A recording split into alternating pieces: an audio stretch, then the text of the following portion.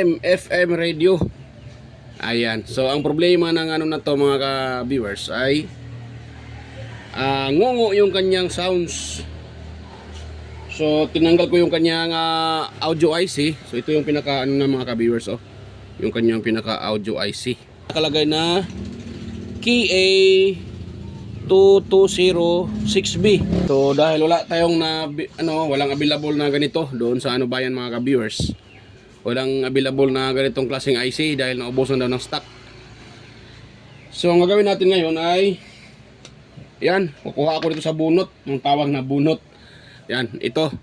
Ito yung pangpalit ko mga kabiso.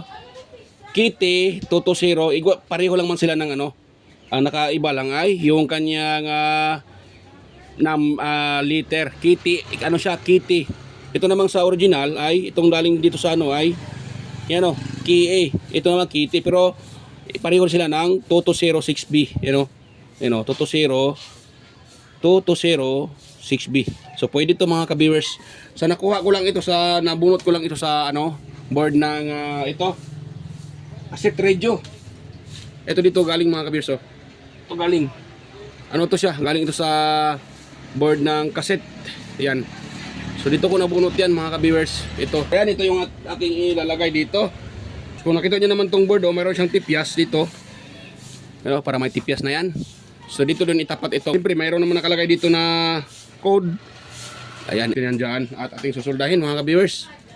Try natin i-repair ito. Kung ito yung ating ma-repair. Yan. Uy, sobra man ito. Oh.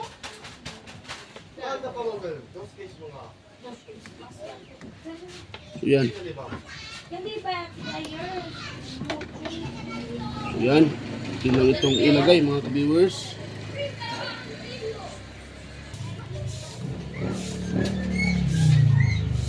Pound. Ito yung gagamit ilagay nyo dyan mga ka-idol. Mga ka-viewers yan o. Yan. Kailangan nyo lagyan ng ganito para yung init ng IC mapunta ka agad dyan sa heatsink. Dahil pag walang ganito, so hindi agad-agad magtra-transfer yung init ng IC papuntang heatsink dahil wala ito. Kailangan talaga itong mga ka-viewers para mag-transfer ka agad yung init. Itong tinatawag na heatsink compound. Ayan. Dapat meron kayong ganito pag kayo po yung nagre-repair. Lalo na sa mga IC dahil ang IC ay sensitive yan mga viewers. So ngayon, i-ano natin to, isusulda natin tong kanyang mga pin dito, you know.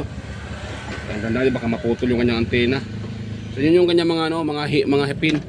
So sulda ko muna yan mga ka-viewers para ma-test ko yan. Yan. So ang pagsulda nito, huwag natin siyang dikit-dikitin ha. Dapat hindi magdikit-dikit yan. Ano na yan, ito ang aking solderin ngayon. Yung tumunaw yung barok na mga ka-viewers. Yung tumunaw ito ang aking solderin ngayon. Ay nako, na ano pala, nahatak pala dito. Buwang na.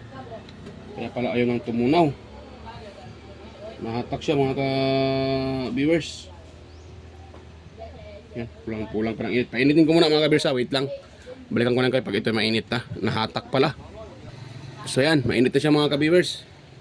Pwede na ito, mainit na. So atin na itong susuldahin para magkaroon ng contact.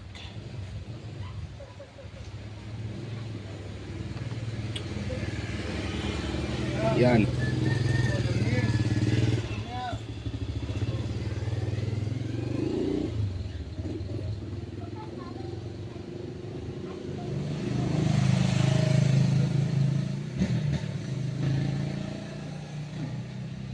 Tapos dito sa isa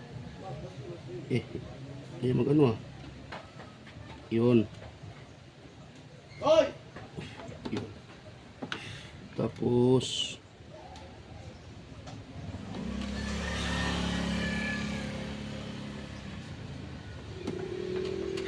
yun.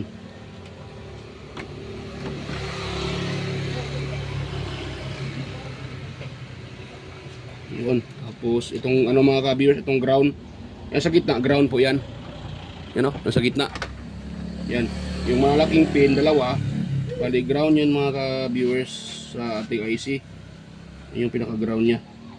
Yan. Kailangan na natin yung susuldahin yan. Yan.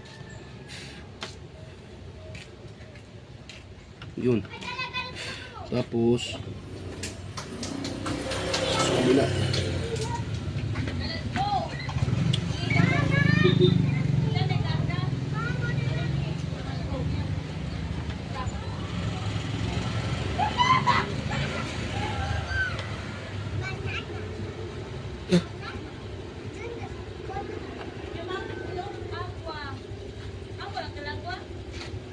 Yun. Dito. Yan. Medyo ano mga ka-viewers, tawag dyan.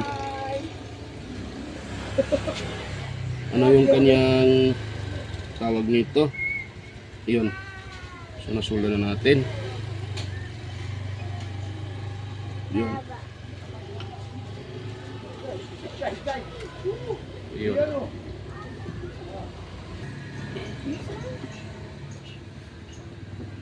Mata. So yan mga ka-viewers, dito natin isulda din natin dito. Yan.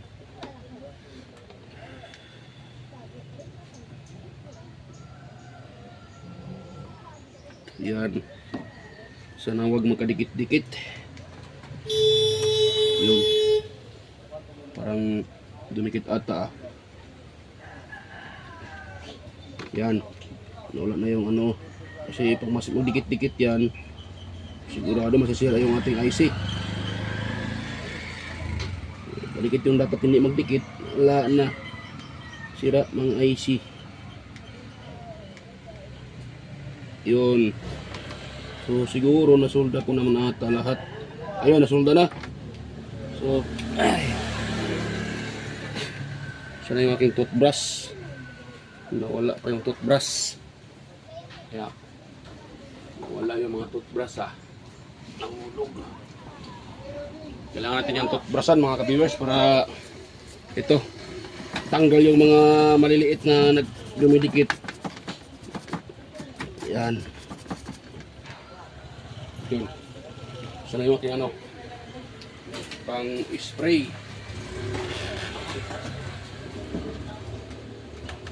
Wala na itong ano. So spray muna natin. Bali iraban niya pat. Nagkalintag tiyempo. Busy yun. Yan. Na-spray natin siya ng ano, panglinis mga ka-viewers. Yan, pwede na yan. At madali lang to madali lang siyang matuyo mga ka-viewers. Daling matuyo. So maganda ito panglinis ng board. So, yan, ganoon natin. Yun. Yun, so try natin siyang patugtugin kung ito'y tutunog. Sana wag sumabog. So na yun. Bali iraban niya. Yun. Wala na atang na ano.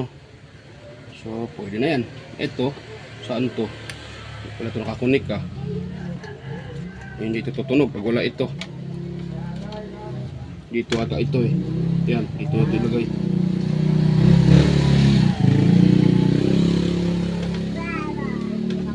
Yun. May pasok na yung pin. So, ganoon natin. Ito hindi pa to final mga ka-viewers ha. Tinignan ko lang kung yan po ay tutunog. So, tanggalin natin tong sa heater. Saan yung ano? Yan. So, salpak natin. Tapos parang wala ah.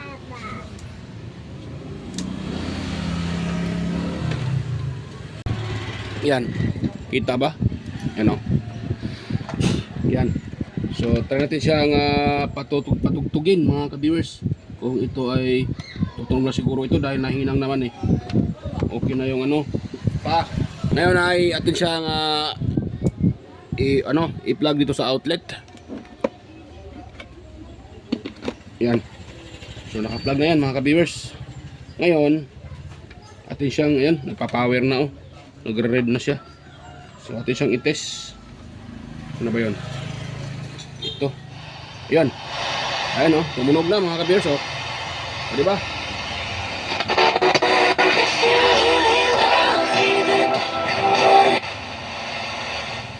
Yan.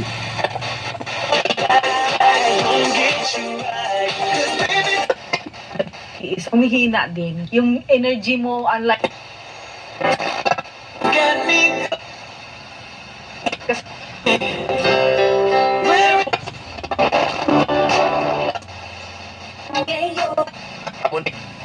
Kami pohon dito kaya ako maroy ubod acting manager sa Juan de Radyo Drama Production Center. Basta-basta.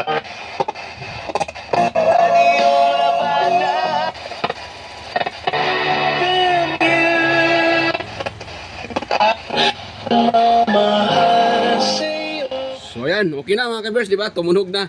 So success tayo. So napalitan natin tong kanyang audio IC. Ayan.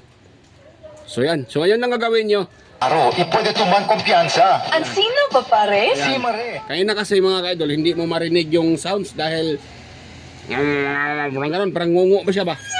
Mahina na tapos ngungu pa. Kaya hindi mo marinig yung sounds. Yan. So ngayon okay na siya. Yan o. 7089 Alano Lending Corporation. Alano Lending O, diba? Na Alano, Palanga 2. Yan. Masarap na negosyo ba sa maliit na halaga? Karagdagang paninda ba sa sari-sari store o kantin? Creamy ice candy ang sagot dyan. Ah, diba? Murang Okay na. Napagana natin siya mga ka-viewers. Yan. So, ulan. Kaya't makasisigurong madaling event. yan. Currently sa Bonggas Bet. Yan. Welcome ang resellers. Yan ang retailers package. So yan, hanggang dito lang mga ka-viewers at ito ay okay na. So yan, salamat pala sa inyong panonood at sa mga silent viewers dyan. Salamat sa inyo, salamat sa mga organic, yan, sa mga old subscribers at sa bagong subscribers. Yan, maraming salamat sa inyong lahat sa suporta at panonood sa aking upload. So yan, hanggang dito lang mga ka-viewers at tayo magkakita-kita muli sa aking next na mga upload. So yan, bye-bye po mga ka-viewers.